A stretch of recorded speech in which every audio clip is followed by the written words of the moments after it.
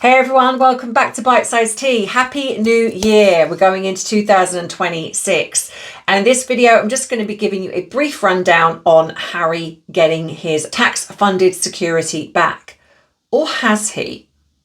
Well, if you want to know the truth in a bite-sized chunk, then this can be the channel for you. If you want longer form videos, head across to my Tea and Therapy channel, which you can find at the end of this video. Click on the little circle and it will take you straight there. If you're still here, go grab your cuppa, sit back, relax as we get into some bite-sized tea.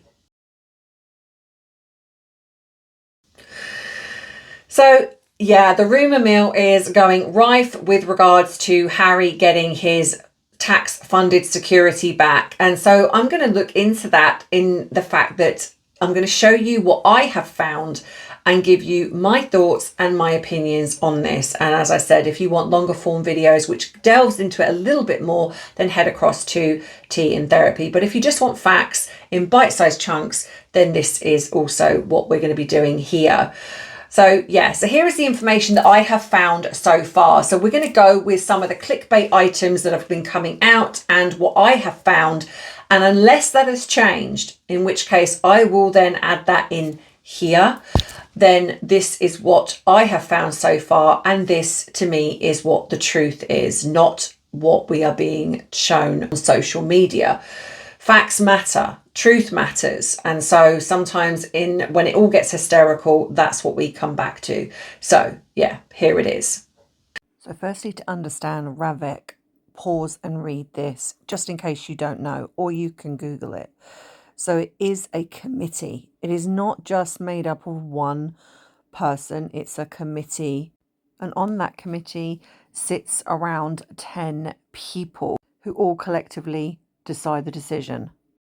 There is the chairman, 3 senior members of the royal household, chairman of the National Police Chiefs, also a Deputy Assistant Commissioner of Special Operations of Metropolitan Police, Director General of Homeland Security Group, and the Deputy Director of the National Security, amongst others that all make up the 10. And the King is nothing to do with it. So this all started back in 2025 when Harry lost his legal appeal in the UK Court of Appeals to have the previous security reinstated. Harry, then not happy with that, decided to write to Home Secretary Shanbana Mahmood in September and asking for a review, which was granted, I believe, in December 2025.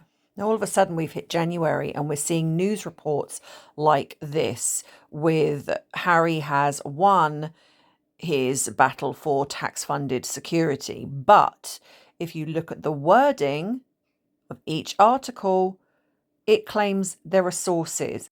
This would be highly unusual given that usually when a big decision like this has been made, there would be a public statement from the Home Office or the Palace or something official. There's been nothing.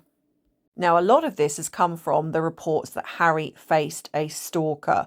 And I'm going to get into this in another video because this to me is very hinky given the timing that apparently this stalker is around the time that he then put in to have the decision reassessed for his tax-funded security in the UK. So I'm not buying this at all. And I know many of us have questions about this. So is this a media ploy by Harry or Meghan or both to create pressure to get the tax-funded security? In my opinion, yes, because this is something they have done before. We have seen it many times. And it states here that they can travel discreetly when they want. So then begs the question, if they can travel discreetly, why do they need tax-funded security? They get it for official visits when they're over here. So why do they need it if they can travel over here discreetly where their movements aren't known? Now, as I've said, the King has nothing to do with this decision. And there are 3 members, senior members of the royal family that are on the board, on the committee. And they all have equal votes. And there's other people involved in this. So this is not just down to the King. But I truly do believe in either Harry or Meghan's naivety that they possibly feel that the King does have some sway that can change the outcome if the decision is negative. We know that Harry has accused his father before of intervening when he shouldn't intervene, even though he's offered no proof. So could this be Harry attempting to strong arm his father in creating the decision that is more positive in the outcome? Another theory I had was, could this be Meghan? Because I don't believe she wants to come to the UK. And if this decision goes in Harry's favour, she will be running out of excuses. So, like I say, until there is an official announcement, I do not buy this to be true. And I think this is Harry utilising the media, well, or Meghan, the media they despise, to either get a positive outcome or to scupper Harry's chances. Let me know what you think in the comments. So there you go. These are the facts. Now, as I've said, this could also change because as I'm recording this, it stands that it's not there. But if it's changed, then obviously I will also add that in, and this bit would also be very different. So, but as I've always said, we must come back to the truth. Social media, the mainstream media, they do not always tell you the truth. So if you are concerned about something and worried about something, do your research, go look. Don't just take a couple of things that you see in the mainstream media or on social media and think, oh, well, it must be true then. Sometimes even YouTubers do not tell the truth. So if you see something, don't just take it as gospel, go look for yourself, because trust me, the truth will be out there if you dig deep enough for it.